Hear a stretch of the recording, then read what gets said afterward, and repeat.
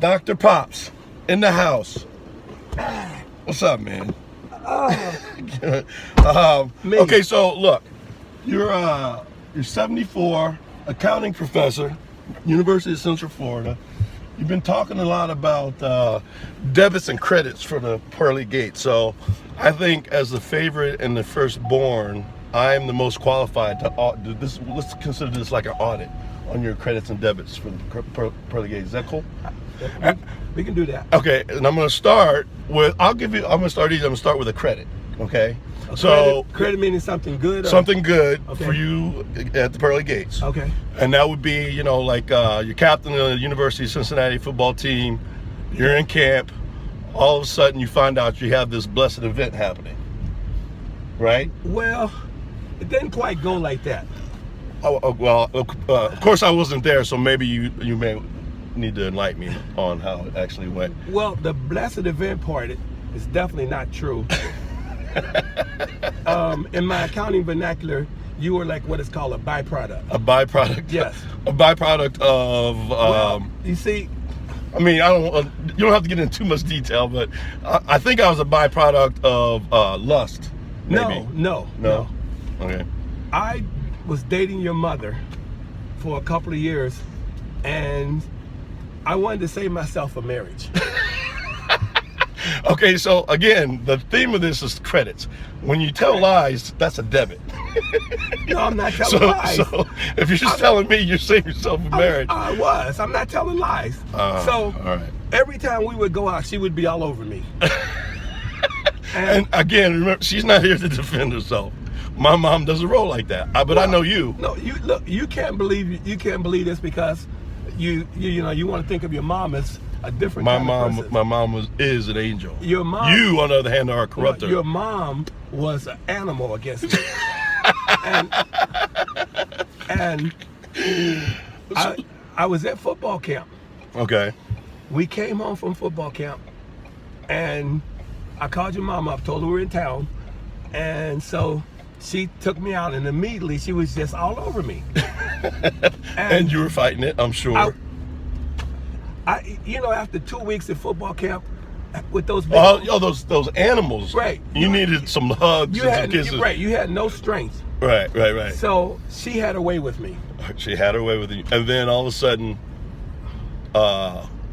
the blessed event that is me. And I know you've never, and I'll give you credit, you've never made it any other way that you weren't a blessed event since I was little. Correct. And then, when I see your diploma, I see I was born maybe 3 days before you graduated from college. So correct. That was, I think that's a fair thing to do. You don't want me living in the fantasy world. I didn't want you thinking that you could give me too much hassle. Because, some parents tell their children they're blessed events, and then the children give the parents a lot of help. Right. I wanted you to know that there was a limitation as to how far our relationship could go. Unless you got really rich, and then I would put up anything that you did. Right. Because you're not. I mean, you're not vain in that way. You're correct. Yeah. Correct. If I was going to be a pro, you would embrace me with all arms. Okay. So now you're like what, 22, and you gotta get a job and. Well, no, it was even worse than that. Your mom, after I came back from camp, your mom was trying to figure out a place to tell me that she was going to have a child. Right. So she took me to a Harry Belafonte concert. And it was like, I was a setup. Because back at that time, Harry Belafonte was the bomb. He was the man, yes. He would come out on stage with that little one-piece thing. His shirt, little onesie. Yeah, his shirt would be zipped down to the belly. He would have muscles, and then he would they like come at me, want to go home. The women would go crazy. They throw pants up on stage and everything. Right. Back in your day, Prince, it would be Prince. Harry with Belafonte, yeah. Right, they take their clothes off and throw them up on Prince. Right. But in my generation, it was the Harry. Black women and white women together. When Harry came out on stage and did it was over. Like coming done. Go home. You might lose your date. What they would do is they would clutch themselves and say, "Oh, he gives me the vapors, clutch my pearls." So she took me to the Belafonte concert. So I'm already feeling vulnerable because Harry's up on stage and all the ladies, the guys that came with the ladies, they might as well not have been there. They're invisible now because it's all about Harry. Yeah. So your mom looked at me and said, "You gonna marry me?" And I said, "Yes, ma'am." So I picked the date. I said, "Well, let me think. December 31st, we'll get married because I get an extra tax deduction."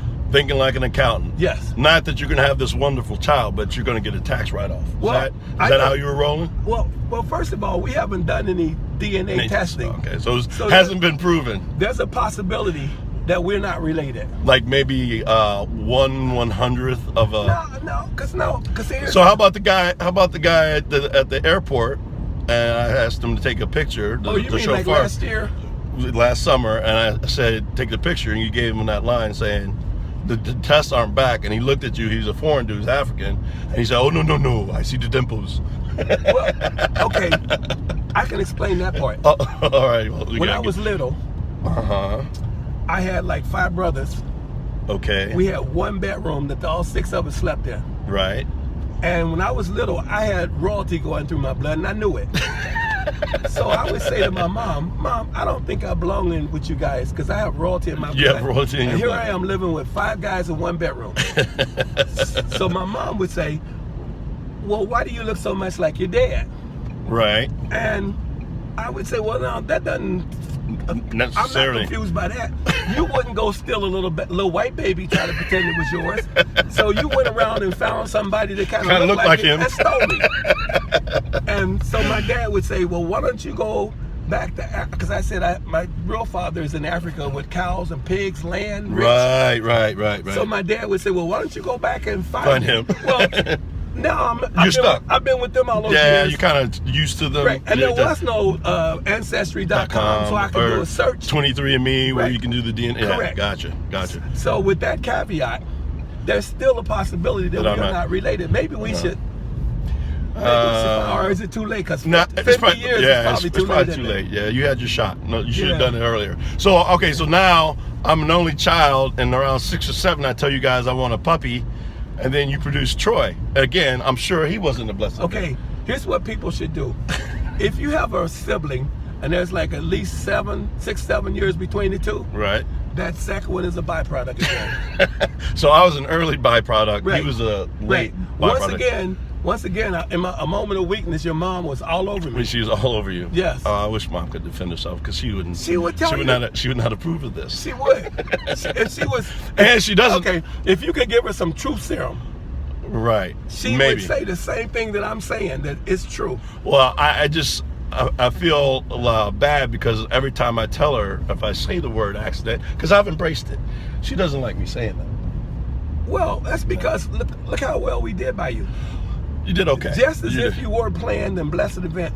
But the reality is that she was just all over me. She's an aggressive woman. I was trying to save. Mom. I was trying to save myself from marriage. And you couldn't say no. Yes.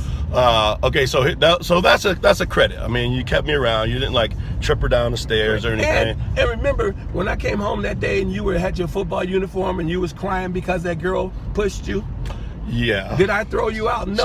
So you're gonna bring that up. I just told you. So wait. So I just told you to get that uniform off and go put that football uniform up in the closet until you can push a girl around. You were like 5 and she was like 5. Yeah, but you taught me not to wrestle with girls. I know that. But you don't let her make you cry with your football outfit. There's no crying in football. All right, so that might not have been a highlight of my adolescence. And a lot of people don't even believe that I was like a shy kid. So that's...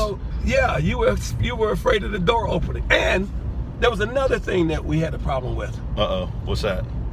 When your mom and I, we started having little issues. Right. And so you said something about her that you didn't like one day. So then she cornered you and said, well, tell your father something you don't like about him. Yeah, I remember that. And you couldn't come up with anything, so know what you did. No. Hey, man, look. You know what McDonald's is not good for you. And you would take me to McDonald's when I didn't want to go. What you said, that's a lie. You said out of the clear blue sky, well, he makes me go to McDonald's. he makes me go to McDonald's and eat Big Macs when I don't want to. I stand by that. I would come to the house and you would beg me to take you to the store. I stand by my statement. So you couldn't come up with anything but that. So then you go to sleep, and then at 2 o'clock in the morning, we're still arguing about. Well, he's just telling you he's tired of you doing everything for him. He wants you to tell him no. Stand by and that. I said he didn't have anything else to say, so he threw that out on the table. And now, hey man, it was pressure. What was I gonna do? Right. The pressure was hot. So you tossed me under the bus. Yes, I did. So all right, I'll give you a credit on that one because I had no answers for that question, and so I did make it up, and you were right. And if you're wondering why I'm a little off now, what about that younger brother of yours? Well, and this is one thing I was going to bring up. Like, you kind of coasted through my 18 years because I was low maintenance. Yes. Other than that one incident. Yes. But you had to earn your stripes with the middle one and Troy. Yes, the youngest one first. Yes. Yes. I come home from work one day. Remember, we were living in an all-white neighborhood. Yes. In Houston. Yes, I remember. And the lady across the street was helping me because I was in my single-parent days. Yeah, which is that's another. That's got to be a credit. That's a credit, yeah. A man that brings up both of his children, single parent, comes in. Executive, yeah. And big job with mobile. Yes. Taking care of 2 boys. Yes. And moving to a new town. Mm-hmm. Don't know anybody. Right. Raising 2 kids by himself. Right. That's a credit. I'll give you a credit on that one. You get a credit on that one. So then, in this all-white neighborhood, the lady across the street who was helping me in the emergencies. Because we had to Troy couldn't even tell time. We had to tell him when I had to tell Troy, be out on the bus when this certain show comes on. So you can catch the bus. So he can catch the bus. Right. Now I think we would have to report you. Right. Well, the lady called me in and she said, I'm gonna have to turn you over to Child Protective Services because you're leaving this kid home by himself too much. And I had to explain to her that the lady across the street was helping me. Right. And I would have him in a nursery school and just give me 2 weeks. Right. So after she talked with me, she realized that I really wasn't just a flake. Right. So she gave me the 2 weeks, and then everything worked itself out.